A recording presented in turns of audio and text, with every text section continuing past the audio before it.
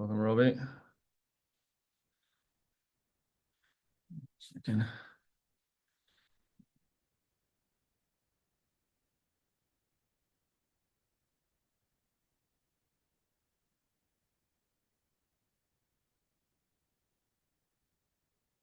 Yeah, rocking. How are you?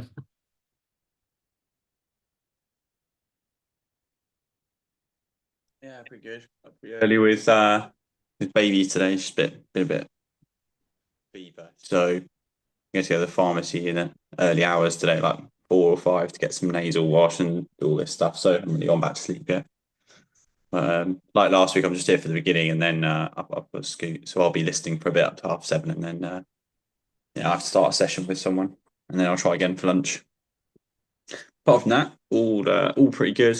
Nice week, I'd say overall. Yeah, yeah. We'll work on the ebook, creating the new, like I guess another scale solution, like lead magnet. So building that out at the moment, which is really good. Good win on there. Yeah, happy. Obviously, we just love to make some more money, as wouldn't we all? Good. Good rope though. Yesterday was for fun. Just did it 5 minutes. I think it was the beginning video. I think you had a beginning video where you just stood still and you just did it side to side. I think that was the one. But I was practicing that one, and that's one that felt really nice through the back for the lats, I think, and the shoulders, which is why I really enjoyed the particular movement. It was very loosening, and then it was very addictive, like everyone said. Like you can just keep going. Yeah. Yeah,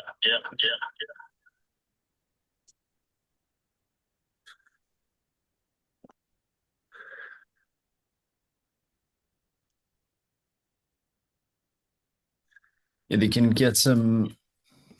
get a lot of benefit just the basic patterns, and then it's also fun to progress, some of the other patterns. I haven't gone too wild, but it was tricky for me to picking up the dragon roll and then unhand sneak and such. So it was trickier than I thought it would be. But you can get so much benefit unhand sneak and such. So it was trickier than I thought it would be. There we go. Yeah, but yeah, well done getting it started. And what's your plan with it? What are you thinking? What's inspired you to get kicking? Welcome, Charlie, as well. I think with that one, I think I was watching one. I was thinking like, what can I add? What would be a nice word? Will I need to categorize it, but not like a running, or I suppose it would be like cardio, but like some kind of nice flow movement. Because one of the key things that I do with a lot of trainings, I always talk about tension versus relaxation. It's got to be an equal and opposite. And if you always train high tension, something's going to give out eventually. Like you need to relax and chill. So something like rope flow is a very beautiful way. It's very smooth. You can do anything, just grab a skipping rope and use that. And it can just teach you to relax off and move everything. So I thought that'd be a really nice one. And actually it's something that I realized I missed recently. It's just having a bit more variety and pushing a bit more, because it's been really fun, but I think my body also needs a bit of a change. I think that's what you recognize over time. It's like, well, I need to do something a bit different for a while. I need to go through a sort of slightly different phase. Something like that would be really quite inspiring to get onto. And then I quite like the idea that everyone's found a sort of meditative state with it as well, which is something I really enjoy. A bit like with running. If you get into running, it's very addictive, and you kind of lose your mind a bit while you're running. You kind of forget that you're running. So trying to find something like that is really enjoyable. Yeah. Yeah, you can definitely lose yourself in the rope for sure. Mm. I've been walking the streets with it, like walking down to where I train and yeah, trying to do some of the moves as you're walking, particularly with the overhand sneak. For some reason, like this is the one move that I keep finding, like I don't know what I just did, I don't know what I'm doing, but it's like because it's like right on the edge of challenging and complex that it's like hard to track what you're doing yourself. Mm. But Yeah, the thing, it's something we should all always have, like adding new abilities. I think we do it with business, and we're talking about it with intelligence in general, or the volumes of genius, learning languages, and um, studying new books, and there should be something fresh that challenges us.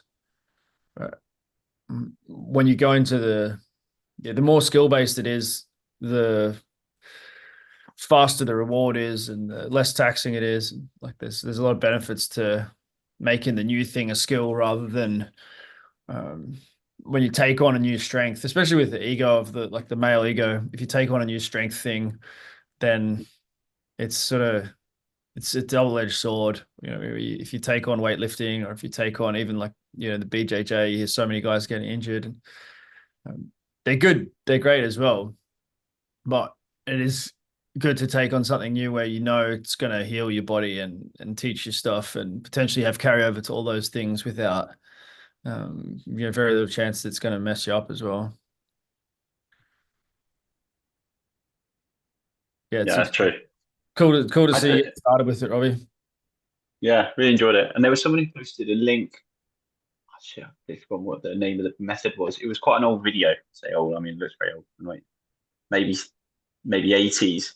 Basically, the premise is that when the training they were doing, it was a dynamic something or other, with Yeah, using the yoga ball but lying back for two hand weights and doing stuff. I looked at that. I was like, as part of that, I was like, that just sounds quite nice right now. That's what I need. But I grabbed a couple of tiny little weights and kind of did those kind of motions of arm swings going around, trying to unlock the whole shoulder and chest and using it in those motions. Really enjoyed it. Really nice, actually. yeah, it's the Marv Marinovic's system. Mm. So yeah, Marv Marinovich he played in the NFL, and he did a lot of powerlifting and basic barbell work, and then thought there's probably a better way. He wanted to train his son. He trained his son from a very early age, Todd Marinovich, who was a star prospect. And so he developed this system that had a lot of skill and a lot of balance involved, a lot of quickness. And his son came up. He wasn't a quarterback, but his son came up as a star quarterback, and he was a high school superstar, played at top college, and won a bunch, and was going to redefine the sport. Uh, Got drafted by the Raiders, but he picked up a drug addiction along the way in California. And they kind of blame his father in a lot of the documentaries and movies and news and stuff. They blame his father for making him into this robotic athlete for why he got the drug addiction. But you could also say that it was California culture that got him, and all the other guys were getting into it as well. And his dad was a clean living, but there's definitely, there's a complex human side to it, but the system he developed athletically is phenomenal. Like, someone introduced me to it like 10 years ago, and I disregarded it because I was really into West Side Barbell at the moment. It's kind of the antithesis to West Side Barbell in a way, but yeah, there's really good stuff. There's the Sports Lab, and there's Speed of Sport, who's been on Joe Rogan. There's a few coaches who sort of latched on to that Marinovich system of quickness and skill and body coordination. So yeah, it's what we're going to dive into today, is this athletic excellence, and what are the best methods? How can we get to next levels, and what has that got to do with our own success? So that's the kind of the key theme for today. So yeah, I'm keen to hear, like, as an opener, like, just what you got going on athletically at the moment, what you're excited about, what's new. Robbie's kind of giving us an update there. So love to hit. Morning, guys. How are we doing, Charlie? Yeah, good, thanks. For me, I've been speaking to NASA a bit actually about because I at the start of this year I was doing like plyometrics and like running again, got back to running, and then with the nature of like my current job, I had a flare up in like June, July, which was pretty intense. And it like since then I stopped running and doing like plyos again. So I think it's time for me to get back into that.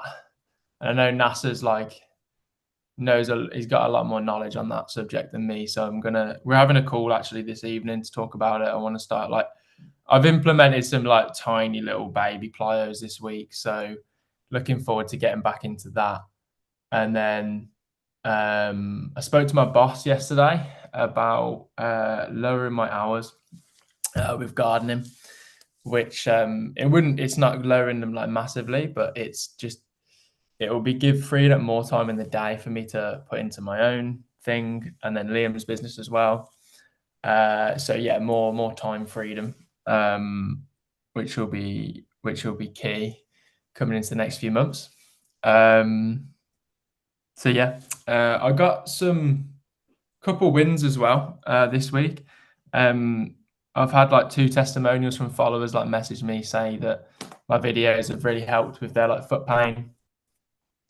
So that's been great. And then I've got like the first person through my DM script, and they've agreed to go on a sales call when they get back from holiday. So hoping they stick to their word. Because I haven't done any sales calls yet, so I'm looking forward to that. See how that goes. Yeah, that's kind of what's been going on for me this week. Yeah, huge. This is the initiation, making those, building those connections, having someone else trust you more. Like, it's all powerful stuff, and wanting to take on the next level of your athletic stuff as well as. It's good that's the willingness is very powerful, rather than sitting in fear and anger and all that stuff. It's willingness of, let's see what happens. Beautiful. Yeah, I had I started, I don't know if I mentioned, I've started like going to walking football, which is like football for like old men basically, but I've been like twice and like absolutely loved it because I've just been deprived of football for so many years. And it wasn't on this Wednesday because the local football team, Villa, in the Champions League the same night. And I'm like, if Villa continue in the Champions League, these football sessions are going to keep getting cancelled. So I'm going to have to try and figure out another session to go to. I know there's one on Monday nights as well. So I was a bit annoyed on Wednesday not being able to go to that. So it's I'm good. gonna have to sort that out. Yeah, you got something that you're enjoying, that you're looking forward to doing athletically, which is great. That's what you need. We all need. Yeah. Wade, do you want to share what's going on there with you for yourself with your training and athleticism? Welcome, Chris. Good to see you. Oh, there's no sound coming through there. Hang on. You got me now? Yeah. Sorry. So ex-rugby league play, mate. So I've been focusing a lot on mobility, especially through the shoulders, and I had a lot of groin surgeries back in the day. So when osteitis pubis was sort of rife back in the early 2000s. So I've been doing a lot of handstands lately. I haven't done many in the past at all. So I cracked a 12-second free handstand the other day. Terrible overhead presses and shoulder mobility, so I'm pretty happy with that. Been working on it for a good couple of months. So they're my big wins athletically this month, just mobility and the handstand. Pretty happy. Yeah, amazing. Yeah. Taking the challenge, and cool when you surprise yourself, or it's not, you get little incremental gains each day, right? So it's not really a surprise, but you find yourself doing something you never thought you'd find yourself doing. Yeah, that's right. My wife's she grew up like in gymnastics. She was a gymnastics teacher as well, so she's been giving me some little tips, and she's pretty much just been walking on her hands since day dot. And it's just like you get a bit, I don't know, you just want to be where they are, but we'll get there one day. Yeah. That's so good. It's also helps you relate to children and the feeling that they have of like they want to do the thing. That was why I was doing the Swiss ball standing, in a way, was like my boy's working on his standing, and he's just starting to feel comfortable standing. And I wanted to go through some of that same sort of thing of being able to stand again. Have you played around with that one at all? Has anyone been playing around with the Swiss ball yet?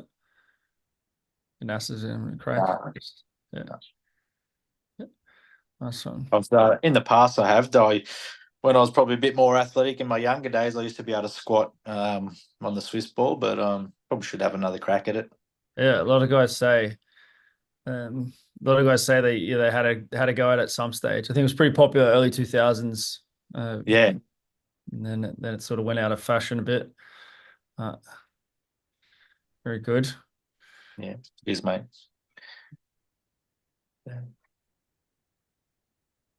What else we got there, gents, on the athletic updates? Keegs, I was just gonna say, what's the benefits with the Swiss ball? Because I don't really know anything. I've seen the Yeah. videos and stuff, but Yeah, maybe like.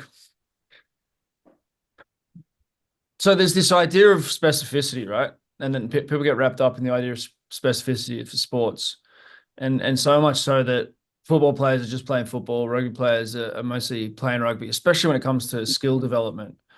But we know that in terms of strength development, we need to do something outside of sport. You're not going to get strong enough to be the best athlete you can be just doing the sport that you're doing, especially if you get any kind of injuries. You're going to need strength training. What kind of strength training, what kind of adaptations you're looking for, whether they're more tendon adaptations, whether they're more muscle adaptations, adding mass, what lines of force we need to be strong in. These are all big questions about strength training, and we love talking about that stuff. But it's accepted that we need it. When it comes to skills training, it's not accepted that we need it, which is pretty wild. It's like, well, if athletes that get to the top keep coming from multi-sport backgrounds, and we know that the kids who go to football high schools in America are much less likely to make the NFL than the kids who go to the multi-sport high schools. And same in college, the ones who play multiple sports. So then you've got people saying like you just need to do your sport. People saying about soccer. You got functional patterns saying you only need to practice the pattern of what it takes to run and what it takes to throw. And that's going to be the master key to all athleticism. We need more skill and we can have more skill. The Swiss ball specifically, once you're on it, like if you look at, if your 3-year-old could stand on a Swiss ball or roll around on it, you'd be excited. You'd be putting it on YouTube. You'd be sending it to the grandmother. You'd be like, wow, look how good it is. If your 80-year-old grandmother sent you videos of like, hey, I'm standing on the Swiss ball, I'm kneeling on it, I'm rolling around on it, you'd be excited. So why do we not care about being in the middle of being able to still do stuff, especially when there's such low cost? Because we're looking for these incremental gains in the weight room, that 5-kilo jump in the bench press, that 10-kilo change in the squat or the deadlift, the incremental force production. And we should, but we don't look for incremental wiring in of skill. And, Wade, all you guys have got the sporting backgrounds. The kid who did dancing, the kid who did even BMX, the kid who did gymnastics, the kid who was a dancer, they just got a big competitive advantage because they built bigger maps of how to control their bodies. And sport-specific training with the team is never going to get the best out of the individual. So that this is the big idea. And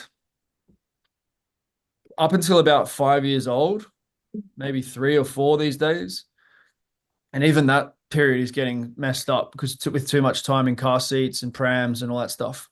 But my little boy only goes in the baby carrier to sleep, and then the rest of the time, if he's awake, he's training. If you watch him, he wants to pick up balls. We've got 2 balls that he crawls around. He gets the balls. He can't crawl properly yet. He crawls like an army man, but either crawling or he's standing or he's trying to work out how to throw these balls. I'm having fun with him where if he releases the ball, or the pair of socks or whatever. But this is our true nature. Like, if you want to be young, you have to do young. And if you look at the mentality of a younger person, then you get a more clear insight into what a human is really meant to do before the conditioning comes in. He's not socially conditioned. There's genetics, whatever role that's playing in how he is, but he's not socially conditioned strongly at this point. So he's just doing what's instinctive. It's instinctive for us to learn and to move better. And we shouldn't stop at 3 years old or 4 years old or 5 years old. We should continue through the whole lifetime to expand what we can do in terms of force production is cool, but progressing in terms of skill development and refining and maintaining skills, it was essential for survival, whether it was because you're worried about the blokes coming from over the hill, or whether it was because you had to get the spear through the line. you know, for whatever reason, until you were really old, you wanted to still be able to be part of the tribe and being able to go along for the hunt or being able to defend your village if you had to. So we don't feel good when we lose our ability to run, throw, wrestle. It's like innately within us that we're meant to still have it. And so what I find specifically with the Swiss ball is that the chaos of the movement is it's extremely rewarding because you're getting so much feedback every second, you know, every fraction of a second. You can, at any moment, you can fall, you know. And so it's a little bit like surfing or skating. If you take out the social conditioning of this looks gay and this doesn't help athletes and blah blah blah, and you just like have the experience of the ball, you're getting this really strong feedback of, okay, where's my balance at? If you make you someone go on there, you make your buddy go on there, almost always you'll see a smile come on their face, or you'll at least see intense concentration, and they're in the moment and they're trying to do the thing. All the guys try to stand on the Swiss ball this summer in Montenegro. A couple of them got to 1 or 2 seconds. No one else persisted with it long enough or was able to actually get there from not being able to. But they're engaged. They had a laugh. There's lots of levels to talk about. It's great for the adductors. It's great for the feet. You'll feel like I can feel my adductors work really hard with it when I've been working to stand on it. I can feel my feet work hard. There's different positions that you can use. And there's so many ways you can use it.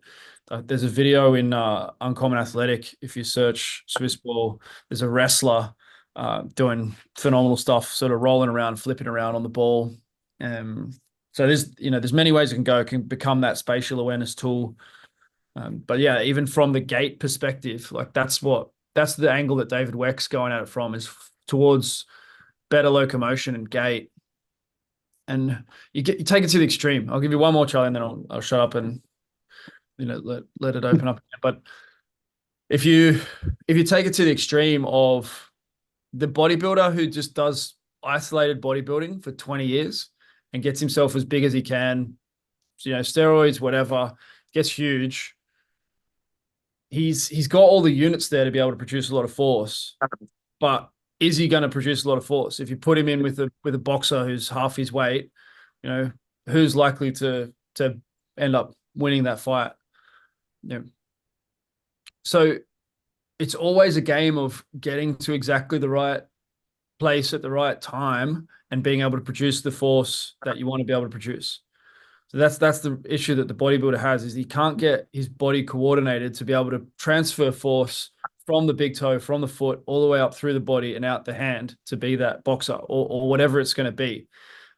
Any movement, throwing a medicine ball. I had an athlete who took steroids and he came back from his ban to train on the team that I was training when I was like 20, when I was interning, and he was huge and he was jacked, he was ripped, but he had no coordination through his body, no timing through his body. I didn't know what to do about it, but you could see when he tried to throw the medicine balls, like, this guy isn't, like, he's not the scariest one in the room. There's all these other guys they don't look like him, but they're much scarier in terms of getting hit by him, or, the amount of force they can coordinate through the body. So that's the sort of the big idea that David Weck is trying to get across, is that if you're perfectly on balance and if you can transfer the force through your body, and you've got your head in alignment, your foot in alignment, and then, or everything in between, then you're going to be a better athlete. And so, yeah, it's like 5-ball juggling, where you go to the extreme of being able to see stuff and the extreme of like finger dexterity, because you're always making these micro adjustments in your hands, and you can really see with your eyes. Your peripheral vision is so acute from when you've done a lot of it. I think that same thing is going to happen with the Swiss ball, where you're acutely able to balance through the feet, through the hips, readjusting the body. And there's no real downside. Like, you can use it as, you just do it hard for a month and you're going to have it for the rest of your life. Then you do 5-10 minutes a month and you're going to have what you had. So, like, why would we not do it other than being scared of new stuff, being dogmatic? Like, it's very unlikely it's going to make you worse. And it's fairly likely that it's going to make you better. Like, at some point, it's ridiculous. You're 50, you're 60, you're 70, you're 100, and you're still able to do it. of course it's good. You know, when you go back to the baby, of course it's good at that point. Like, oh wow, they're really skillful, like they're really coordinated. They have to be. So, you know, skiers and whatnot have been doing it for a long time as well, because skiers can see they need that extra awareness, balance. Like, just being able to produce force isn't enough for a skier. They have to be able to produce it precisely on something that's kind of a slippery, slidey thing. So yeah. Long answer. Don't fall off. That's the downside of like smash yourself, and it's not ideal. But any follow up there, Charlie? Or... No, it's just interesting because I hadn't seen it much before I saw it on your videos. But yeah, I guess it just like the balance aspect of it as well. I could imagine that could actually be really good. I don't know, but like if you started like before you got like older and you got good at it, because obviously like the common cause of like death over like 65 is like just falls, isn't it? So like that could like really reduce like people just, you know, mortality rates with falls and stuff. Because I've been looking into that with like the barefoot shoes as well. Like if all elderly people were in barefoot shoes, the death rate would go down, in my opinion, like dramatically, because their balance would just be so much better.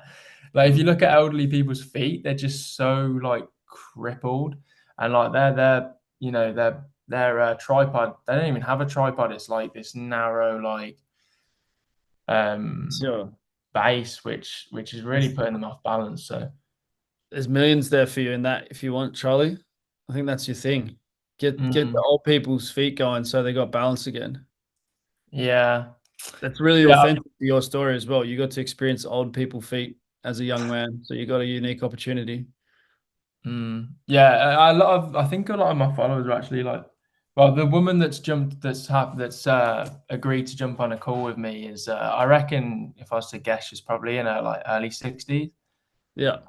So that's probably a good time for me to start getting her like on the whole barefoot movement, because I only think it will take a few years before your feet adapt. And then you set them for the next 20 or 30 years, however long you want to carry on for. But yeah, there's just so much opportunity with footwear as well. Like it's like the football boots as well. There's only like one barefoot football boot brand out there at the moment, and it's like, I just think the athletic capabilities are gonna go through the roof when people start like when people go through that 5-year transition from like conventional shoes to like barefoot footwear, and they're like fully pretty much barefoot all the time. I just think like athleticism is gonna go a bit nuts from that. It's just mad that we're like just neglecting our feet. Like the more you go into the foot stuff, the more you realize like how much opportunity there is. Yeah. I don't know, like people take it a long way of like, look at LeBron James's feet. They're ugly. If he had better feet, he'd be a much better athlete. It's kind of like what the functional patterns guys are saying with like, oh, if I train Usain Bolt, he'd be much faster. If I train this guy, he'd be much faster. I don't think we're going to actually see. I don't think they're that big of a factor in performance for guys who don't have problems with them. Like, I don't think you can get that much more return out of them being that much more excellent. But it's for those who have defects and problems, it's a huge thing, especially for the elderly. And yeah, it's still valuable to work on, but I don't think you're going to see that performance enhancement. It's the same with the FP. Like if functional patterns was going to make athletes 10% faster, 10 years into it, we'd know by now, because athletes aren't dogmatic. If they saw, oh, this guy's getting super fast without doing the squats and deadlifts, sweet, I'm on it. Like, and I know there's a few players that are doing it. Like Lindsay Collins is into it, plays for Australia in rugby league, and but he's also into everything else. Like he's doing everything he can to be the best player. He's doing all the conventional training, but then he's also, got into that as well. I don't think, not enough of a secret, Charlie, that players wouldn't have worked it out by now. Like even the Marinovic system is huge on feet. It was really, it was pumping in the 90s. a lot of coaches, a lot of athletes have been aware of it. It's cool. It's good. And they have a very foot dominant plyometric kind of approach. It works, but it's not a big enough advantage that it rewrites all the record books and everyone has to do it. Otherwise, everyone else is obsolete. Otherwise everyone just mass adopts. Like there's, so it's a piece, but that's how you know. That's why Swiss ball training is not going to, it's not going to revolutionize sport. It's been done. Yeah. If it was going to, it would have happened. But the overreaction of, no, that's crap. We don't need one anymore. It's got no place. That general idea that's getting at is that general skills are underdeveloped, and those who have more general skills are more likely to go to the top and stay at the top for longer, based on my experience. And the dancing rope is permission to dance again, or dance. Chris is really into dancing. Yeah, and rope flow is like permission to dance again with a partner that is always patient and is always there and makes you feel less silly about doing something that's like dance, and it will resynchronize your body. And then you can go and do any motor pattern, something like tennis, something like throwing, something like cricket, something like boxing. And the rope gives you a partner to play with where you're not just shadow boxing, but you've got a feedback mechanism as if you've got someone in front of you to an extent. So you get to work on all these general abilities in a way that's kind of dynamic. But looking at it specifically, it's ridiculous. It's not going to make Djokovic a better tennis player to do sort of tennis shots with the rope, but it is going to make the person who hasn't played tennis in 20 years feel amazing relative to how they were feeling before. And the opposite side of the body and the synchronization of all the muscle slings on the opposite side of the body and all that stuff is where it's going to work. But it gets into the ridiculous of like, oh no, this is going to make Djokovic a way better tennis player if he does this thing. Like, well, no, like there's too much specificity to get to that, but that doesn't mean that it's trash. So you got to try and wrestle with two angles, two ideas.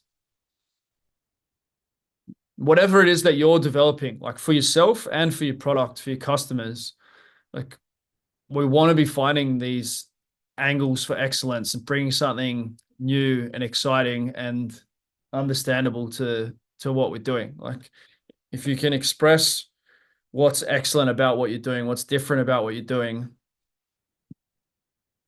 the opportunity is infinitely greater.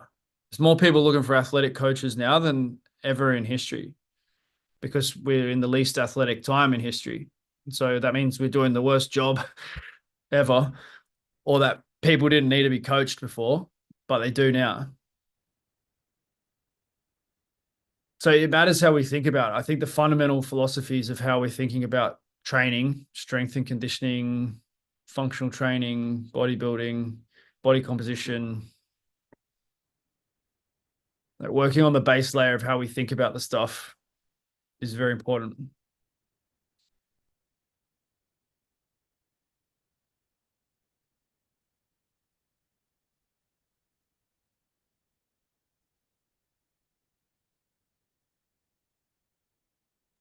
Welcome, River. How we doing? What's up, guys? Yeah, doing good. Thanks. Sorry, I jumped in a little late, but yeah, doing well. I am a big fan of the Swiss ball ever since I got into Paul Chek's work, and love using it with clients, especially new clients, just getting them balancing on it, usually even just on their knees to start. It's such a good feedback to kind of see where they're at. And I feel like it's probably one of the best single things in terms of tools or implements you could have to open up so many different exercises with the Swiss ball balancing, but then mixing in with all kinds of core, strength work, all sorts of stuff. Probably one of the most versatile tools and objects. 100%. It's one of the few things I brought with me to travel. Tell us a bit more about your how you're using it. Like, are you using it yourself currently, and do you get people started on it when you first start working with them? Yeah. Yeah. I got one.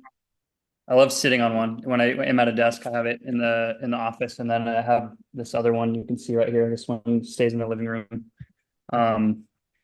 So yeah, I like to use it for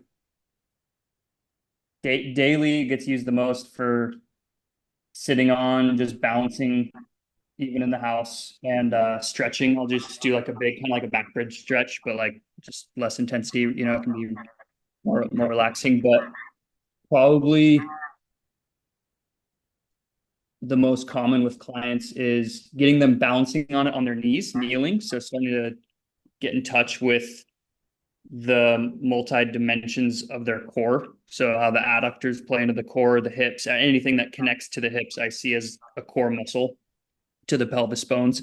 And yeah, starting to work from some stability to then building some alignment from that stability, even if it's not from the feet, if it's just from the knees. So trying to find some length through the spine so that they're not compressed, but actually decompressed through the spine, expanding the ribs, getting the breathing big and open while stabilizing themselves through the knees and in the hips is yeah, pretty big one that I like to use. Also find it's great for the sling system. So working on connecting like the glute to the opposite lat. That's like the posterior kind of sling system. And so I'll see if I can describe it.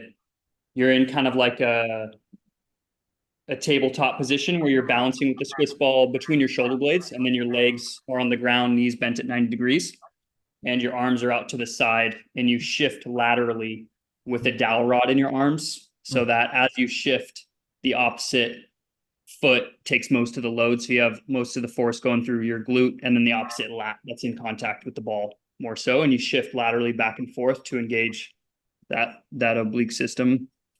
And kind of, yeah, that sling, I think that's a really good one to take. So that one's tough. I would say it takes more cueing. For you have to keep your eyes on the client because they'll drop their hips, so it's a lot of kind of take it really slow, cue them, but starting to get them in touch with the fact that their body works in spirals and has that natural rotation mechanism. And then also working some of the core. I really like it for abdominal work, doing same position, but having it kind of low back. So doing crunches, basically, instead of doing crunches on the ground, doing crunches over the Swiss ball. Oftentimes for beginners without weight, just hands behind the head. And that way you're getting the full range of motion of the abdominal muscles. The rectus, you're going into spinal extension, which is kind of their other half of the range of motion that gets missed when you're doing stuff on the ground. Abdominal crunches or even decline sit-ups, I think, are a bit junk compared to just like a quality crunch over a Swiss ball, that you're getting that spinal extension, getting that full range of motion. Yeah, those first ones that come to mind. Yeah, I love it. Yeah, this the idea of the slings and the fascial slings, and in a way, Czech was really early to a lot of the stuff that's coming back around to discussion now with WEC and Godar and functional patterns. I think Czech was thinking about that stuff early, but he did also get quite hard into bracing hard as well as the movement, which is one of the things that there's still debate over the role of the bracing. Totally. Yeah, I think, if I'm not mistaken, I think WEC and maybe functional patterns guy were maybe students at first to Czech, and then it's kind of cool they took it and developed it into their own thing, and so it flowers into this thing that becomes more versatile from what some of the concepts he started out but ended up being a bit maybe stagnant with or whatever. So it kind of turned into a few different people getting to expand it into something bigger. That makes sense. Like Czech was the one that was really popularizing the Swiss ball, and then WEC fell off the Swiss ball and invented the Bosu and became a multimillionaire. Yeah. So yeah, where does the rotational stuff show up in your training at the moment? Yeah, that's a good question. I've been starting to play around more with, I wish I would have started earlier, but haven't started until recently, started to work on more cable work with rotations, doing kind of like high cable kind of wood chop rotation, and then the opposite, starting low, going high, reverse wood chop, starting to build a little bit of strength there, and trying to get a little bit more in touch with how that translates into surfing. One, because it's big for surfing when you're actually not paddling, but riding the wave. When you're paddling, you're kind of trying to resist rotation as you're paddling just to stay stable on the board. But as you're carving and turning, it's so much rotation and like almost like winding of like a clock, like a winding mechanism. You rotate the upper body and then the lower body follows. So I would say a bit of strength with the cable stuff, but also trying to get more coordinated, like more, coordinated with rotation with how it shows up in surfing, and then also really a bit of sprinting too. So kind of like, learning to rotate better as a skill. I really need to get a rope. I still haven't played around with the rope, so that's on my list, but I haven't gotten around to it because I'm sure that's gonna really connect some dots for me.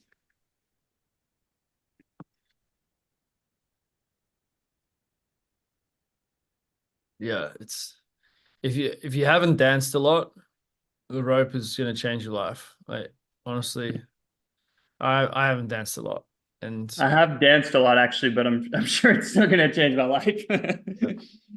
Nothing formal, just yeah. That's actually what he says as well. That's what Tim says. It's like the people who've danced pick it up a lot faster. So yeah, in terms of force, this idea of the North Star of being able to sprint, being able to throw, being able to wrestle kind of makes sense to me. It's like we should have these basic abilities, and sprinting is a progression on standing and progression on walking, progression on lower speed running. But if our training is taking those abilities away from us, then it's probably not a good thing as far as force goes. And then as far as like skill,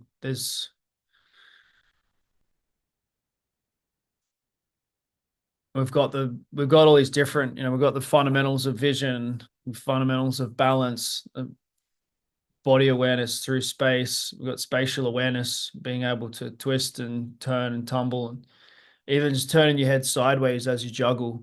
Notice how much different it is. And then, lean back and juggle, or lay on the floor and juggle, then lean forward and juggle. You have to basically start again every time you change your body position. I'm working on being able to 4-ball juggle overhead. Like I can easily 5-ball juggle, but like, being able to even just looking up, it's gone. So yeah, this base of the force production going towards those movements, it seems obvious, but then I think it's if you have those North Star, like that North Star foundation, like do anything like snatch and clean and do chin-ups, but if we don't have these fundamental abilities, then we should probably try and reorient it towards that. This is the change that I'm going through at 40, where I've tried a bunch of different stuff. I've done handstands and weightlifting, but I haven't had that because I didn't really need to, and everything's fun in the gym, and like I didn't really need to be able to sprint or throw or wrestle. So I haven't really built those abilities that much myself. But thinking about my children, thinking about mankind, like what is it that we need? I was talking to Brian Michelson yesterday, who's in Uncommon Success as well. He was living in Portugal. He's gone back to live in Africa. He grew up in Zambia, and like he just went out hunting the other day with his rifle and shot something 6 kilometers from his car. Put it on his back and carried it back to his car. And he's like, I want to work towards less and less complex weaponry and make a kill, get food for the family. So he wants to, his end game is to kill something with a spear. He's got these old spears that were from the poachers in Africa, but he wants to do the crossbow. And And I understand some people ethically don't like that story, but the idea that it makes sense to me, and it's really like it's real for him of, okay, well, if you want to do that, you need to keep building these fundamental abilities. The wrestling thing is kind of like putting it on your back and carrying it back to the car, but it's also, you know, wrestling the animal, or just being able to play wrestle. All animals play wrestle, you know, puppies and whatnot. So if we have that as a North Star, and then whatever else you want to do for fun, because Brian also gets on the train of like, he did heaps of CrossFit and he played decent level rugby, but he had injuries, and he gets on the train of like all that stuff shit, and it has to stop. Like we have to stop doing linear training, and everything has to be rotational. And I always say to him, like, does it all have to stop for everyone, or, you know, is it ratios and percentages? And, you know, it's to me, it's obviously not all bad for everybody. And he's like, yeah, no, it's not. And I still want to be able to snatch. And I still like when it gets down to it, he still wants to do that stuff, but it's what percentage of it. And if you've been a muscle head, then maybe you need to go from, you know, you need 10-1, 10 parts rotational stuff, coordination stuff, and 1 part meathead stuff, and then work your way back to being able to do whatever's ideal. I think WEC sort of says like 4-1. And some people might be able to get away with a lot more linear stuff and still be able to move well. I know Ricky Gerard was a top CrossFit athlete from Australia, but competing on the world stage. He was still good at tennis and golf and stuff, and still moved really well, even though he's doing CrossFit, where a lot of them kind of start moving like robots, and they can't really, don't look like they can throw, or their running looks funny.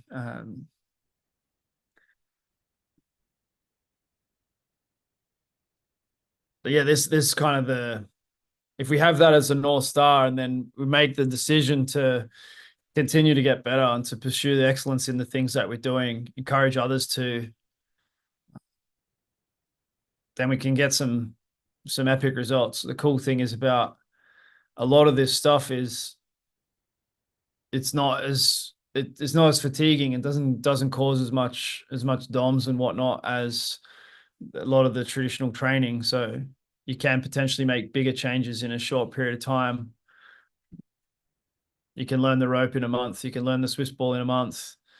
You can probably do a lot in terms of these motor patterns in a short period of time as well. I'm guessing with the rotational stuff. I also like what you said, and like this, I'll finish on this, that the being able to slow things down. I think that's one of the things that the functional patterns are doing really well. I had one of the top guys from functional patterns come to Montenegro this summer, and the reps he was getting me to do, I'll show you here. You might want to try them as well. I don't know if you can you, I need to put I'm not looking at my own camera. Let me hit the,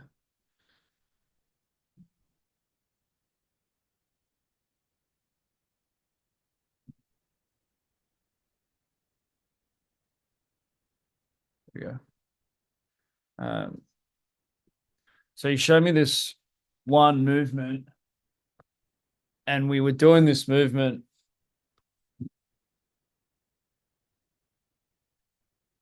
A little Airbnb here in Poland.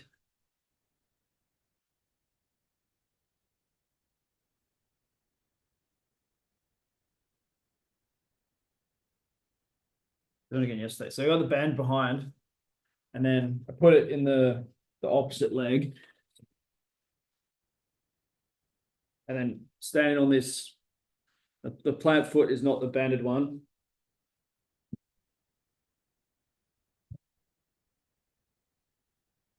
And then the game was, okay, lean forward a little bit more. Okay, put the knee a little bit further over the toe, drop the hip a little bit, bring that foot forward. Okay, now slowly stand up, extend the hip without extending the knee. And you can use something for balance. So you're extending the hip without extending the knee. And then go back, reset, hip down, knee forward, playing with these slight micro adjustments, stretch more into the glute, bring the hip forward out there without extending the knee. They probably tell me other stuff to do with my arms and whatnot as well. Arms are going spazzo. But we were doing that movement, and I did like 4 reps in 3 minutes, and the glute was just on fire. Having that, I've never trained like that before, and it's kind of like a cross between like the Ido Portal stuff where you practice a lot of like with your spinal waves and such, like having extreme awareness of where your body is in space, and then combining that into a running gait pattern. And they have their picture of like the ideal body positions that they're moving you towards. But even with it, like I think even without it being the ideal movement or the ideal position to be in, if it's not 100% the perfect position, you're still getting so much benefit out of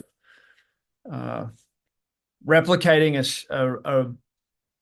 a running position or an athletic position, and then being patient enough to be really slow and take a lot of time in that, and then eventually going to being explosive and eventually using a lot of force. Like it needs to get to that, and we need to do the super heavy stuff. Functional patterns will never get the best results because they don't do anything crazy heavy. But yeah, that movement we did it with all the guys in Montenegro as well. And it's yeah, super powerful. But the idea, like the movement's super powerful itself in terms of glute activation and glute extension, and being able to isolate that in something that really looks like a running posture position. But then the thing of doing it really slowly and patiently, and making those micro adjustments, and as a coach having the courage to have someone hang out in those positions and build a bigger foundation, something that was really new and unique to me, that then can carry over to anything, can carry over to when you're teaching weightlifting, when you're teaching anything, tackle technique, or could be any single thing. In for football, of like having the courage to go really slowly through the thing a bunch of times before you try and do it really fast. A lot of topics there. What's coming up?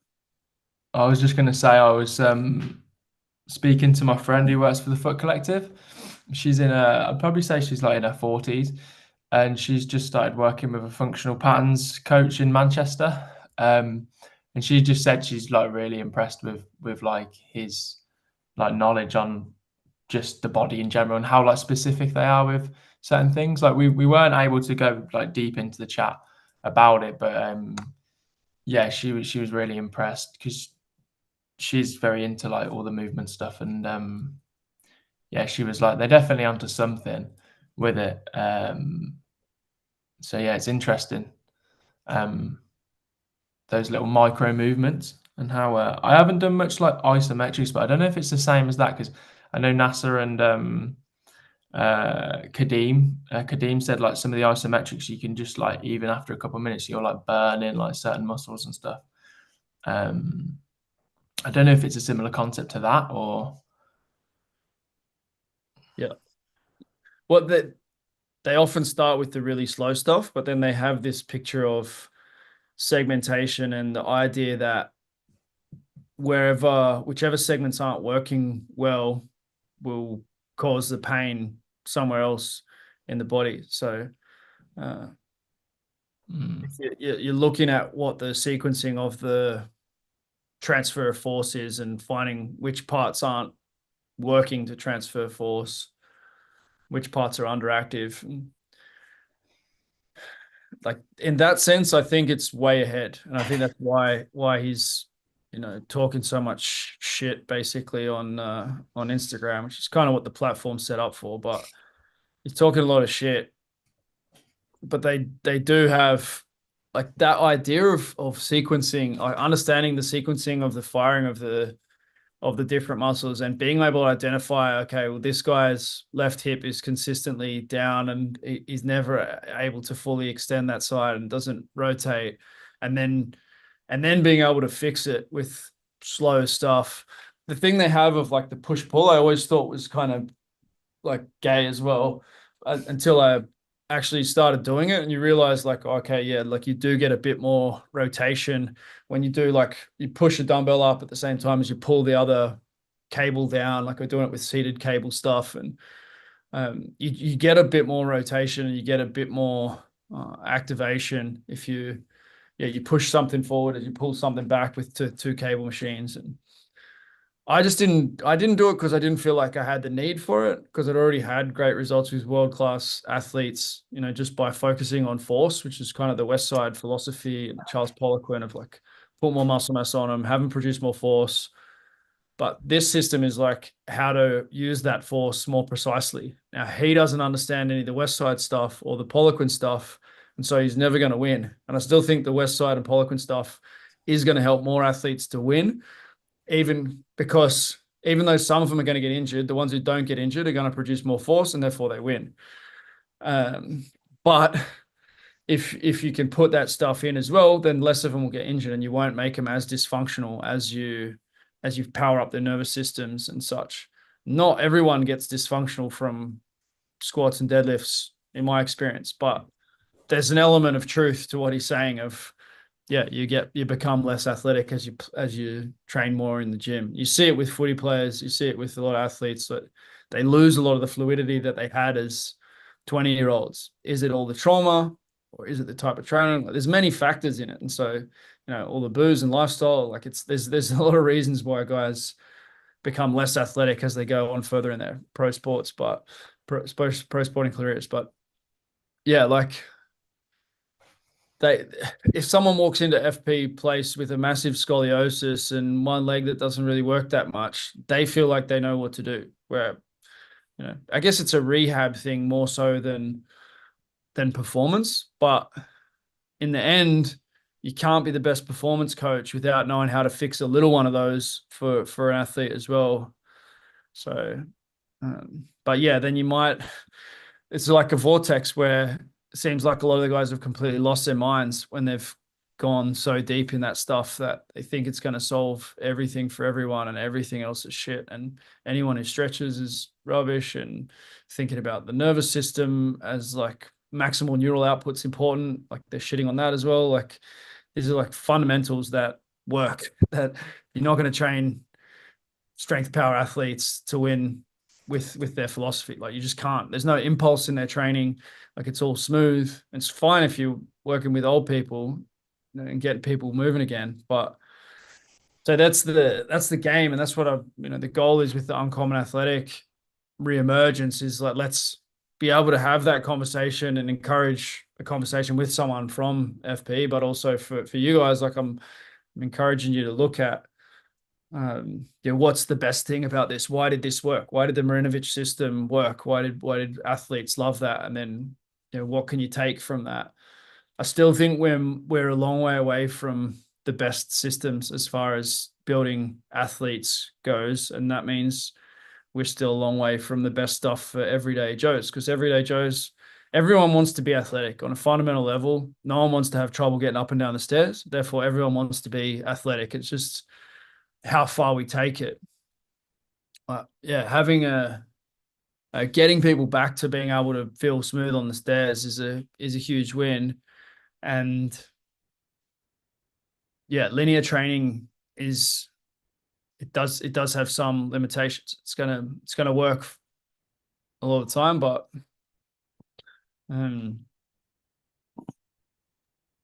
yeah, I think that trend's going to continue of sort of the Goda, WEC, functional patterns. There's heaps of other guys that have sort of like been trained in those systems, or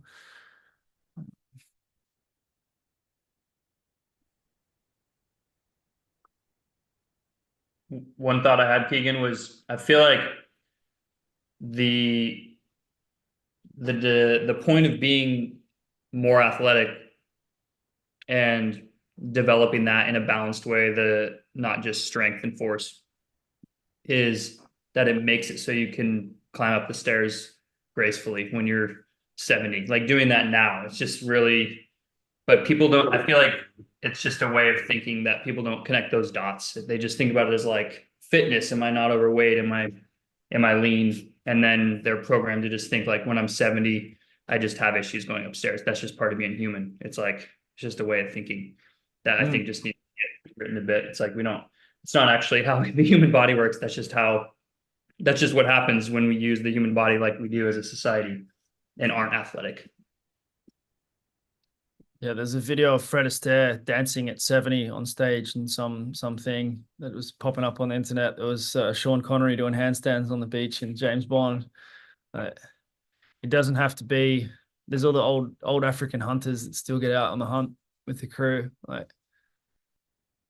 But yeah, our systems mostly come from Russian Soviet ideals of how they were training. They had a factory farm type model of how to produce Olympic champions as a propaganda tool. Really, it was, and it's still that to an extent. Like producing elite athletes is kind of a propaganda tool. 3 sets of 10 and this volume and that thing. It's like it wasn't coming from an ideology of beauty. You look at the buildings. I'm in Poland. There's heaps of Soviet buildings. There's buildings from before the Soviet times in Warsaw. It's beautiful. There's a lot of French architecture influence and beautiful old buildings from 100 years ago. And then as soon as the communist time came in, everything was ugly. And in a way, that's what the training system was as well. And in a way, we're still running on that Russian ugly training system. Louis Simmons was massively influenced by it. Charles was influenced by it. CrossFit's influenced by it. Like, what would a beautiful training system look like? I think Ido Portal's probably like done the most of like breaking away from that.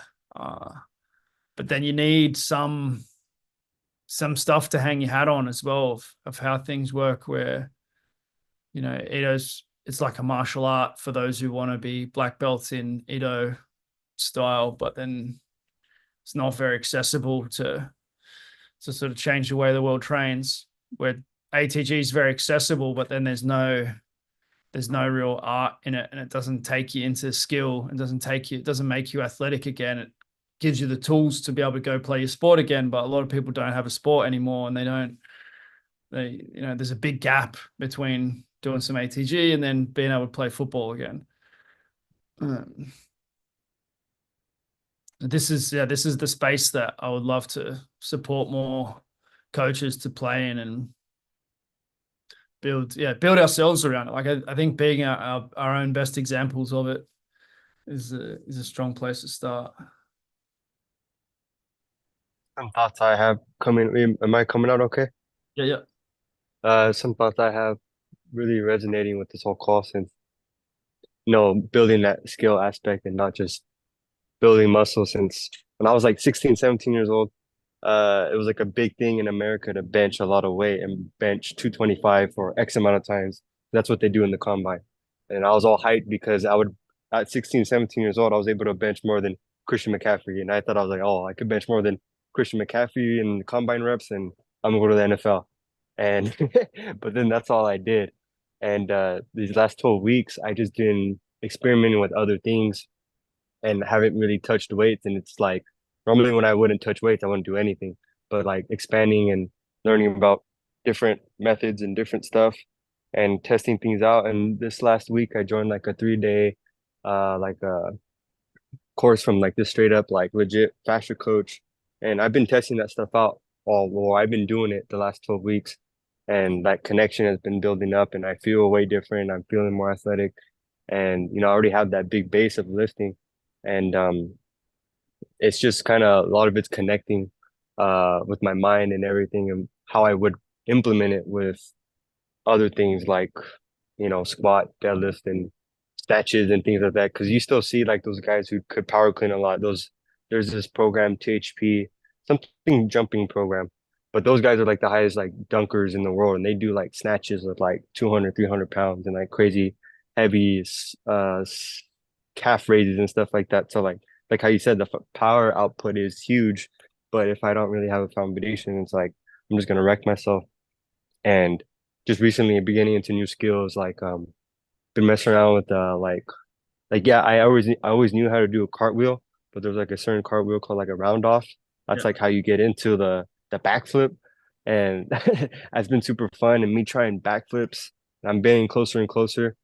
Just recently I'm able to kind of like get my elbow down and land it, and like just super dope, like being able to explore my body like that. Cause when I would watch football games, like those teams that would win, they would have like they get in this position where everyone would take a knee, and then the guy in the back would always do like a backflip at the end. And that dude is normally the most athletic guy on the field. And yeah, the backflip skill is dope, but then what comes with that, like being able to do that and be able to do just like what, like 10 pounds of pads on, like oh crazy that is, like being able to do something like that. And trying skills like that and everything and exploring myself recently has been dope.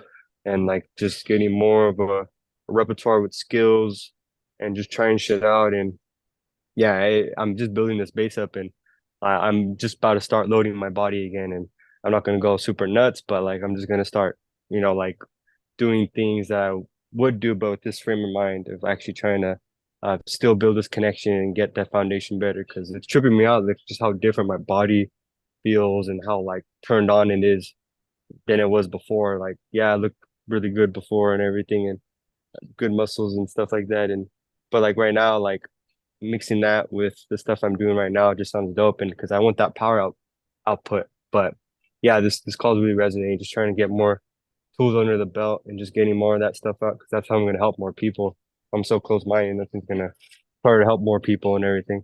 But yeah, it's a lot of good thoughts coming up from this conversation.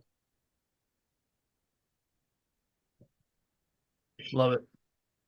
Love it. It's you can still bench press a ton of weight, but if you can depth jump at the same time onto your hands, if you're able to drop off a little box and then a slightly bigger box, then your bench press is you're going to feel so much more athletic. Like you can get strong and strong in the bench, but then you feel fragile even in the upper body. Like can do.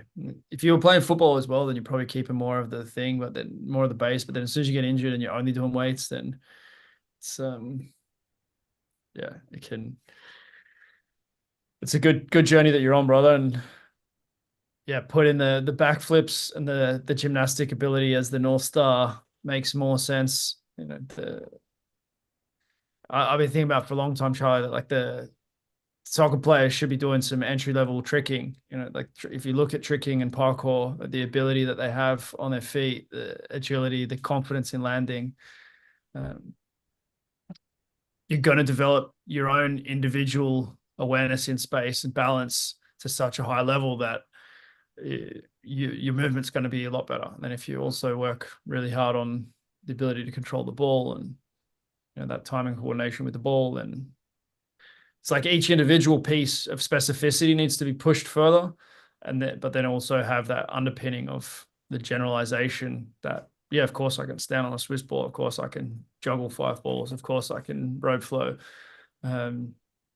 Because these things basically come for free to have this massive base of general ability in terms of they're free in terms of they don't cost you energy, like and there's no injury risk. Like whereas strength training has such a huge cost and there's some injury risk. If you want to be that guy who's power cleaning 140 kilos, it's going to take a lot of work and there's some risk in that process. It's valuable, but the other gains are free. They don't really cost you anything. They're like recovery tools. They're fun. And then once you've got them, you keep them. Whereas the cleans, if you stop doing them for a few years, then they kind of go. But the skill stuff is going to stay, for the most part. So yeah.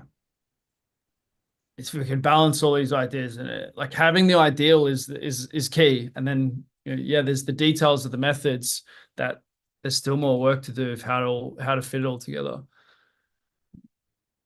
I feel something you just mentioned too that is underrated, I feel like, is the recovery tool aspect. I feel like it actually enhances recovery, just the light movement. Like that's like Paul talks about is like working in, it's like the working out and the working in, like that moves the fluids, rejuvenates the tissues, and so many benefits, so much better than just sitting on the couch, and relaxing and getting stiffer. 100%. You sit down after a strength training session or you sit at the computer for the rest of the day versus just do 5 minutes of Swiss ball, do 5 minutes of foot juggling, hand juggling, do some handstands. You feel way fresher. You feel less fatigued. Starting to have a look. He's just woken up. He's a bit of puffy head. Puffy head. You got a puffy head. Here the guys. Can I jump in, Keeg? Is that all right, mate? Yeah, go for it. Yeah, I think massive on variety too. Like I've been in and around a few different NRL squads over the years, and you can start to see like the guys that probably maybe don't run the season as well. Like it's quite linear and it's not as much variety. The players start to look fatigued much earlier, and they start to I think slow down as well. But I've been in some good systems as well where the players, they stay up all year round. And I think it's because of variety and just all them different aspects of being able to connect with the players in different ways instead of just have that linear approach. Yeah, it's pretty massive, I reckon, the variety. Yeah. There's like by the nature, there's quite a bit, they're doing speed training, they're doing wrestling, they're doing all the skills work, teamwork. Yeah, some aspects I reckon sometimes can just get a little bit boring, I guess, or for some players or some, the way some coaches coach, I guess. But when you see the good ones, it's just a huge difference. Like, I think variety, just off the top of my head, is like, one of the biggest bonuses if a coach can add a lot of variety in their programs and different jobs. Yeah.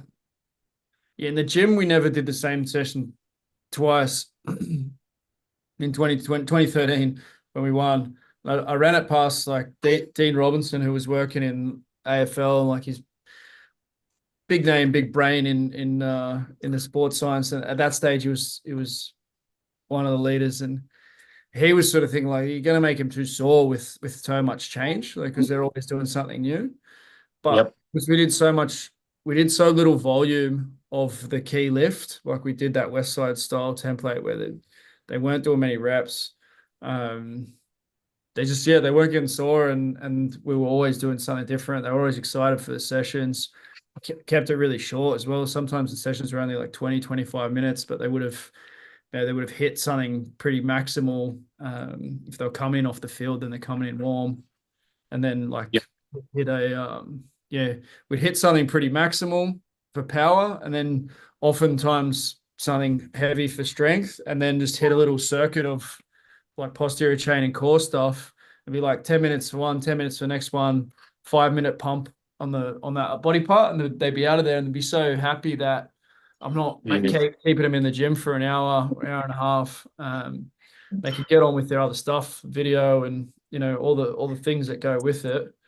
But they end up being really adaptable as well, where whatever was on, they could they had a big variety of movements that they could hit, and they were used to doing whatever. We do a bit of gymnastics and stuff in the before and after the sessions, and I didn't program it in too much at that stage, but even in the field as well. And I know they appreciated it. Like it's 100% what you're saying. Like, same for us now. Like we should keep it fresh. Like I forget sometimes that people think of their training as like a chore and something I just got to get it done. Like I never think about it like that. Like I'm always excited about I'm going to use this method or that method, or I'm working on this and that. Like it's such a shame for it not to be one of the joys of life. It's like totally agree. I've probably seen the total opposite, and then I've even spoke to players that have been under you, Keegs, and I think that's probably where I was heading. I've seen the total opposite, and then I've heard of blokes like you, and I've seen blokes like you program that way, and it's I think it's a huge difference. We went for the big social environment as well. That's because they were doing like the shopping list thing before, where you'd have your piece of paper and you'd go around the gym and tick it all off. Everyone would do their own thing, and we went more like a CrossFit class where it's like everyone's doing this, everyone's doing that. if we had to modify for some guys or whatever, then that'd be fine. I had another coach there to work with players individually, but there was always a big buzz of like, all right, we, 2-3 guys on the same bar. They're always feeding off each other, and everyone does more in that environment. Like that social side of it as well is huge. That's part of what we have the opportunity for here as well, is that like making your training matter more to each other, and we getting that group vibe going around what we're doing. We had it really strongly in Uncommon Success kind of year and a half ago or so. We don't we've lost it a bit, but that's something that I've had at different times in the online where guys are getting super excited about their own progressions. Yeah, that's the invitation today of like be pursuing that excellence in your own journey. Don't be afraid to put more time into it than seems like is logical to the average person, to be able to do some great stuff. Yeah, but it's not strength. You can spend a lot more time. You can do 4 or 5 hours of skill work a day, on a certain day. Yeah. Or lots of days. To me, that's the dream. Playing with the kids, doing it. And here we go. Yeah. Likewise. Here we go. This is Jack. Here you go, Jack. Jack. How old's Jack? He's 14 months. Yeah. Yeah. Way, big boy. Yeah. That's good. Yeah. That's what it's all about, eh? It's Jack. We love to train. That's the game. Yeah, these ones, they love it. I push on his feet, like when he's here. If I like keep pulsing on his feet, then he stiffens up his legs a bit. Yeah, they love that. Yeah. Heaps of games. Yes.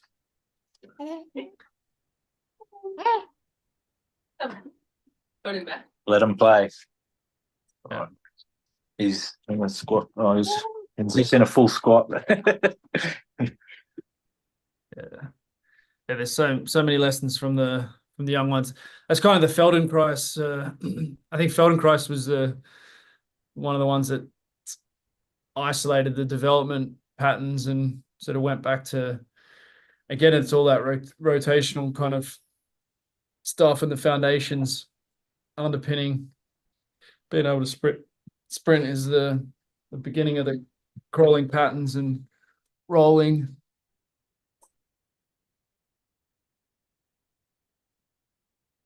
I was going to say as well that when you talk about NAS about getting back into strength, I think one of the things that we massively underestimate the value of is like really light training. Because I love numbers. I love 1RMs. I love, producing more power. What I've seen with Giorgo and with Westside Barbell and to a large extent with Charles, and then also, with this, functional patterns and work and whatnot, is putting a lot more time into the positions, putting a lot more time into the movements, works, and all the stuff of we need to work at this percentage for this number of reps. There's value in it for trying to get maximal stimulus, but a lot of time we don't really need maximal stimulus. What we need is for the movements to feel smooth and good and to consistently feel like we can produce as much force as we want to produce without fear. And doing a lot of lighter work is one of the best ways to be able to do that. Louis Simmons used to talk about it, that the older you are, the more low intensity work you need to do, the more sessions you need to do. And sort of what River was saying there as well, like put it in throughout the day. But Giorgo's doing, with the range training, he's doing all these sets of 50, sets of 100 on movements that you would swear that he's injured, because like, why would you be doing that? Like it looks so easy. It's so far away from your 1RM, but he's doing it every day patiently. And he's just he just talks about it as work capacity. I think you're building resilience and building the foundation to then be able to go and do those more maximal things, rather than, I definitely had way too much of a tendency to just jump into the high intensity stuff and want everything to be like looking for maximal stimulus rather than getting a lot of smooth work done. I think you can get huge gains. Like, that's what you get with dense strength as well. It encourages you to stay sub-maximal. Giorgo does dense where he can do like 10 reps after the block. So he'll do like 10D3, and then the last set he'll do 12 reps or 15 reps, which means that it was crazy light for him. But then he gets crazy strong because there's so many reps in reserve and he's getting so much good quality practice and everything's staying fresh. Yeah, I think this is the biggest lesson that I'm looking to embody at the moment, is the power of doing easy stuff. I'm doing a lot more much easy stuff, much easier stuff. I'd love to hear your thoughts on that. It's like almost the idea of not progressing as well. Just one like that. And Nsima, Inyang, and Mark Bell is like, don't try and overload. Don't try and progress, and you'll progress, because you just like be happy with that you're able to do the thing that you're doing, enjoy doing the thing that you're doing, and don't chase the numbers. I feel like Yeah, that's kind of like. it's Oh, go ahead, man. it's been like how you said, just getting those reps in those certain areas, because I've been doing the same things, but just not the craziest load. Like especially with Transform 7 coming out, like knowing I could do all these different variations just with my body weight and doing that same stuff. But it's crazy. Like, I think I was just going like how I would always used to train. I would just go hard for like 9, 12 months, and my nervous system or my body just be dead. And I was going hard for a whole year, and I was feeling that coming up. And right now, after those 12 weeks of just doing the easy shit and getting my body feeling right and getting connected in a certain way, but then still staying active, if not maybe more active, actually running every day. You know, like I was telling you, I go work like with these kids, and they want to play soccer every day. I'm learning freaking soccer again. I haven't played soccer since like middle school, and I used to play it all the time. And like getting that skill movement down and everything, and I'm getting probably way more steps than I was in the last year. I probably haven't ran this much since college football two years ago, if not more. And yeah, I feel freaking like I was in hibernation, but then I was working out still and everything. So my body feels freaking like fresh as hell. And knowing that that's there, like, okay, whenever I know how my body feels, and I know like it isn't smart to push the squat if my ankle's all effed up or whatever. Let me just at least get to jogging again and running again, and like, okay, I'm doing these crazy plyos I haven't been able to do since ever, really. Like, I never even messed with backflips before, but then I'm able to land on my ankle and then be fine, and then be able to do these high depth jumps without putting my shoes on and things like that. So yeah, it's just like it's like and knowing that about Gergo's doing that too, that's freaking dope. I didn't know he does that too, because I always see him doing maybe I just think that because he's all jacked, but but actually knowing that he does that too, just like, okay, let me just get the reps in and building this capacity. So yeah, it's just really resonating. You're so patient, man. Like when you watch his stories again and like look at like half the stuff is like, what does that even work? Like, that's just he does this like stirring the pot thing where he's holding like 2 kilos, and he's standing there, he does it for like, 100 repetitions. It's like 50 repetitions one way, 50 the other way. But then next minute he's doing like sets of 3 handstand push-ups. So he's got this on the minute, and he's got this big base of, and he's very patient because he's hurt himself a lot in the past as a powerlifter. And yeah, like just don't like, if you think about, I also thinking about rock climbing and thinking about parkour, NASA, like rock climbing, they're not trying to pull maximum. It's not like maximum loaded, whatever. They're just trying to get up the wall. So there's a lot of sub-maximal efforts and from different angles, different positions. And as River's saying there, like thinking of the skill proportion of strength work is great. Like just practice the skill of the thing and feel the movement and play around with little variations in tempo or body awareness of where you're putting awareness and things, without it being about, I have to get the new number today. With the depth jumps, like do a lot of depth jumps that are a quarter of what you could do, and just enjoy that sensation and play with like slight rotations in them, or like where exactly where you're landing on the feet, or like jumping off the box slightly differently, but from a height that's ridiculously easy, so that then when you do that next thing, it's like you've built so much physiological capacity and skill base. Yeah, this is life after 40 maybe, but I think it also is going to work. I'm pretty sure you can make any athlete a lot better with this philosophy. Yeah, I was just going to jump in there because this has resonated with me a lot, because in the past I've always like I didn't understand this concept. So like before, when I was doing my rehab, I'd just like go ham on like the exercises that like I don't know, for example, I'd see an exercise, or like the physio would give me some routines, and then there would be no regression to it. So like I would do the reps that they asked of me straight off the bat, and they were obviously way more than my capacity was at the time. But like recently I've just been like just experimenting with like really tiny like and I've been thinking like how I can help like people, like my followers and stuff, that have got like worse foot pain than me and like lack of mobility, but yeah, implementing the stuff that Georgios does in his videos, and just like doing these tiny little reps. And like even just after like just timing on a stopwatch for 2 minutes and doing like these tiny little calf raises, body weight, double legged, you can feel like you can feel that. And I can actually feel my muscles today. I can feel my arches, like they feel like they've been worked, but it's not like, I know that I can go to work today, do landscaping for 6 hours, and it'll probably be fine. So like for me, this is like a big light bulb going off, because I'm like, yeah, just focus on like really slowly building up this big base, and then it will just compound over time.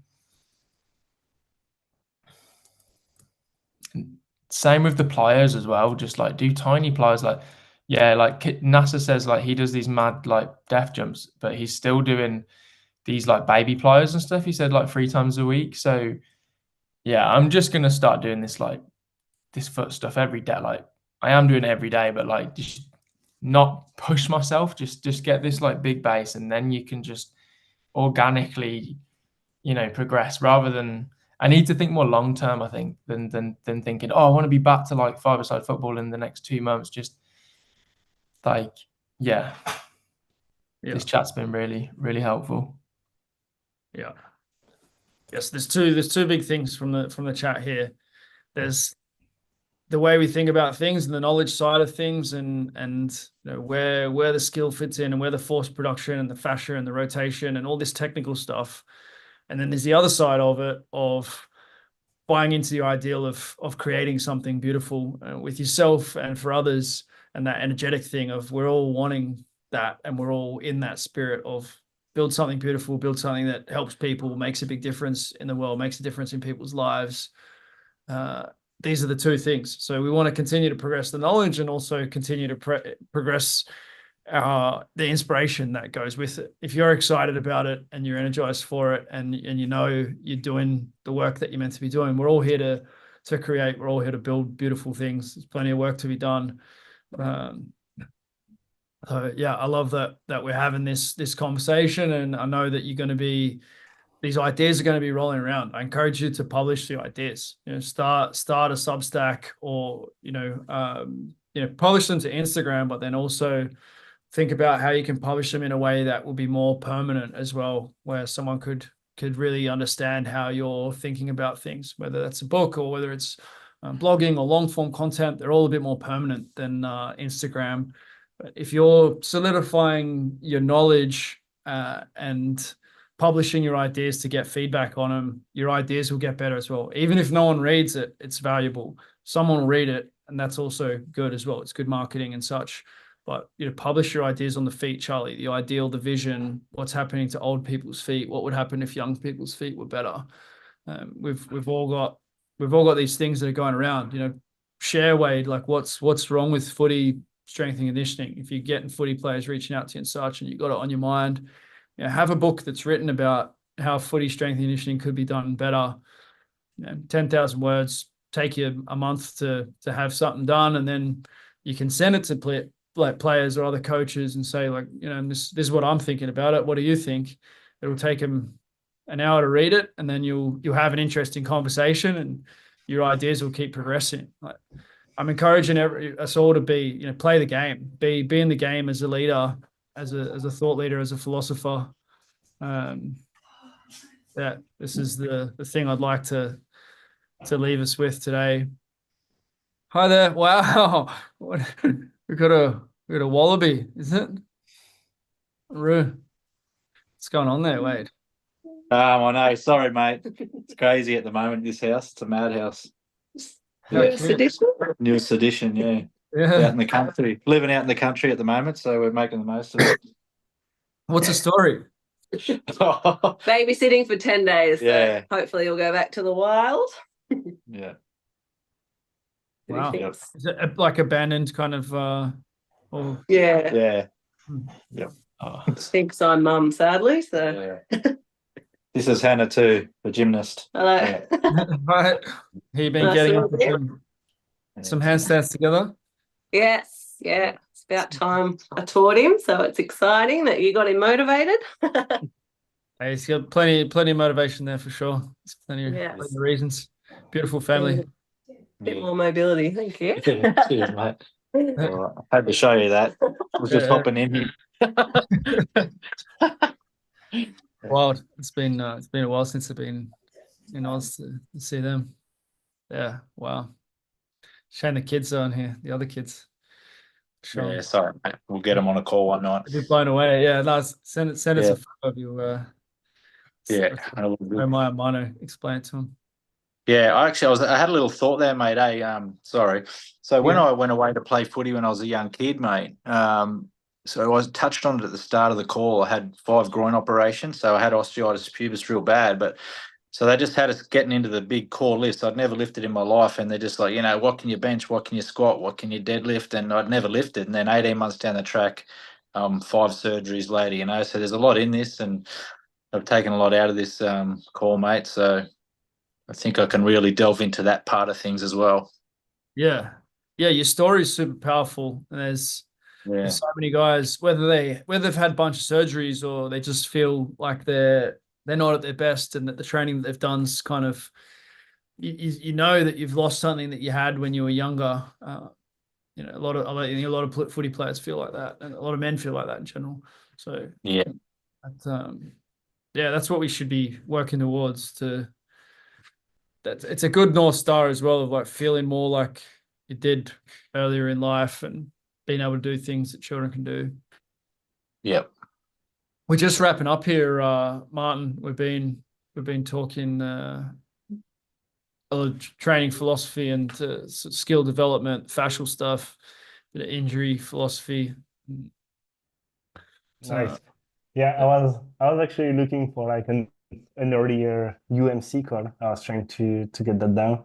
So I clicked on the Zoom link, and then you popped up, but happy to see you all.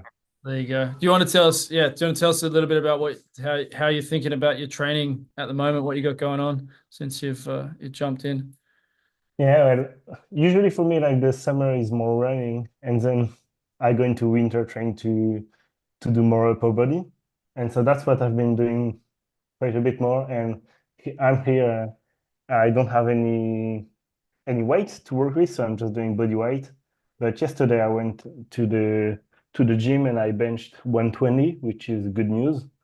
So yeah, that's pretty much it. Trying to keep my running up and up my numbers in the upper body, pretty much. That's a solid bench for a runner. What's your best bench so far? Now that we've been talking about all this, numbers don't matter, and build the base and. Yeah, but like I agree, I don't really chase it, but it's a good expression of the Yeah. work you've been doing. So I think my best was 130 back in December. Yeah. And yeah, probably could do more at the end of this year. So we'll see Yeah. how it goes. And are you living in the mountains in France or? No, I'm in a Airbnb right now. I'm in Montenegro actually. Oh, okay. Yeah, so I'm at in Sutomor near Yeah, Bar. yeah, Yeah. So I've been cool. here for the past month in a Airbnb and Oh, that's wow. that's good. Huh. Where are you actually in Poland? Yeah, we're in Poland. Yeah, yeah. It's, yeah, Alex is there in the village. It's like 20 minutes away. Yeah, I was wondering where is it exactly the village? Is it near Podgorica? Kind It's a of. very It's like big halfway city. to Podgorica. It's there's a Kalamper gas station. It's kind of the landmark. Have you been to Podgorica from? Very quickly just after the plane flight. I Yeah, went there, but that's it. yeah, Like if I want to see where the village is, what do I type on Google? yeah. It's on Google Maps of I think it's like Campo. It's either with K or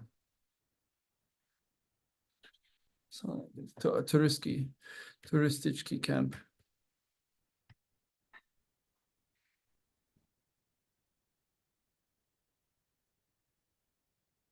I think that's what it shows up as on Google Maps. I'll send it to you.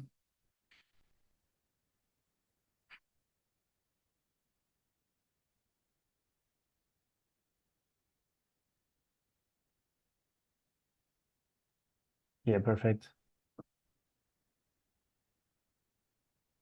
I spelled it wrong. Turistički. I'll send it to you on Telegram.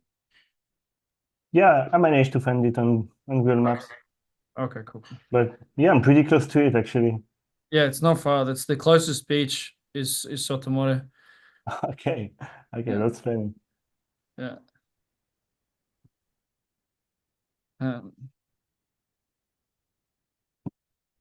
cool. Is that lake? I just looked real quick. Is that lake that it's near any good? It's clean water or it's some sort of man-made reservoir? No, it's a big natural lake. It goes all the way to Albania. It's one of the biggest lakes in Europe. It's beautiful. Yeah, that's huge. Is it good to swim in? Yeah, I've been swimming in it Pretty a bunch of close. times. There's another like river that's closer to there's a man-made kind of river reservoir that's closer to the village that we go to all the time for swimming. It's good again now. There's a bunch of different water holes. There's a few natural ones. Some of them were built hundreds of years ago. Like in the middle of these little villages, there's like water flowing. There's a waterfall. You can go swimming there. It's wild to think who built it. There's these massive stones in the middle of sort of nowhere. And yeah, we went swimming in those places. There's a few different ones you can walk to and run to from the village.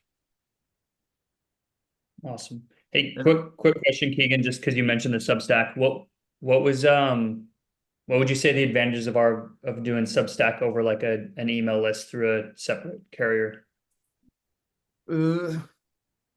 Like MailChimp, I think kind of works a bit like Substack as well, but Substack is kind of like between a website and a mailing list where it works better for people who you could send them to it from Instagram and then they could go through and read a bunch of your articles. Whereas emails is like, yeah, your mailing list, the people who subscribe to you and it's not as accessible for someone to like be curious about your stuff and then get into it.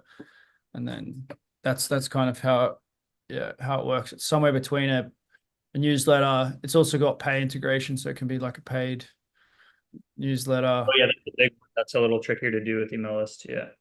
Yeah, Cool. yeah. You can make some content paid and some not paid. And I've it's been inspiring to write. Like I have a $9 a month subscription thing that there's like 50 guys on, and it's been more motivating to write books and stuff to sort of publish to them, and like anyone in the Brotherhood can access it as well. Yeah, it's like doing more permanent stuff. Like Instagram kind of gives me the shits of like, I know once it's gone, and I'm not really accumulating anything. And it's like you accumulate followers, but then even them, you don't know the algorithm chooses whether people see stuff. And not that I'm not arguing with it or it's good for what it is, but If you don't give people opportunity to go deeper with you, then they can't go deeper with you. So a lot of people play the game Instagram hard, but then there's no depth. Like, and this at the time when someone wants to go deeper with you, they need to be able to find more depth. And they can go back and look through Instagram, but you know that you're playing the Instagram game there, where they're going to be distracted. They're going to just scan a bit, check out some stuff, and then piss off. Whereas YouTube, like almost everyone who joins my program, or like when I talk to people about, oh, how did you get started or whatever, like almost always it's like, oh, I watched a few YouTube videos and it really resonated.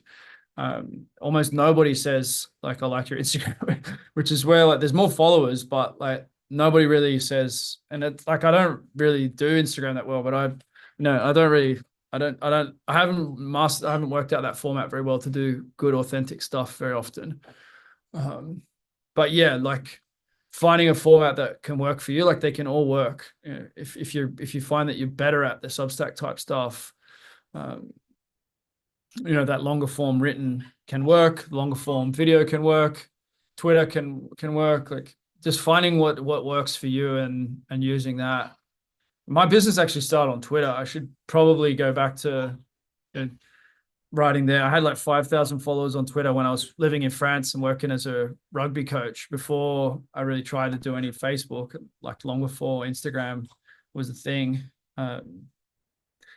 That was actually what worked. And then I just never gone back to it because business came through Facebook and then business came through Instagram. Yeah, that's thoughts on platforms. Cool. No, that makes sense. I use Squarespace, so the integration for email lists is pretty good. But I think Substack, I like the point that they can go to your other articles. Where if it's an email list, it's like unless you're publishing all the articles in one, it's just better. I think Substack is like makes it really easy to scroll through your stuff and not get hammered with ads like on Instagram. Yeah, but I think Squarespace is pretty much like probably does the same job. Like you just set up your like blog on Squarespace, and then you can email it to people, but you have it still as a blog. Like I used to use Squarespace as well, and that worked fine. That worked well for us as well to really run traffic. Like ideally, it is probably better to run traffic to your own website, your own web domain, rather than sending it to Substack. It's just easier if you don't have a website yet and you want to start publishing. Like then, like you can start today and have 10 good articles that you're proud of. Have 10 long form videos that you're proud of, and then you've got some evergreen stuff that people can dive into with more depth. That if it makes all your Instagram more valuable, if someone looks at your Instagram and they like you, like then there's a pathway to, and even like what's worked well for me on IG has been to say, like, if you want to learn more about this thing, comment X, and then you can send them to the YouTube or send them to the article. And it actually works better for engagement on the post as well. And people who are really interested in the stuff put their hand up. Obviously, it depends a little bit on audience size with that, but you can always do DM or comment. So then it doesn't look bad if there's not too many comments or people might have DM'd or, whatever. But yeah, getting into social media strategy. We're going to do more stuff again with Liam and Justin and Andreas around the social media strategy. We've got a presentation coming up with Luke Carter as well around sort of how he's thinking about the branding. I want to do this, like the plan is to do this more athletic focused call once a month where it's like fully talking about athletic development, athletic philosophy. I'd like to do it as a live kind of workshop as well where we actually train in the stuff, but I need to prepare you guys for it so we can juggle or do ropes or do Swiss ball. Yeah, I know that if we push to more elite levels with these skills, it's gonna leverage us into tighter community, but also better in business. Like that creativity that comes from feeling like you're doing a bunch of new stuff, whether it's the handstand or the juggling, or it's a great leverage point for believing in yourself more and being creative with what you're doing with the business. So yeah, that's the plan. It's coming next. Cool. Good. Yeah, good to see you. Thanks for jumping in, Martin. Good to see you. And yeah, we'll appreciate the discussion and the ideas are progressing. And speak again soon. Cheers, guys. Have a good weekend.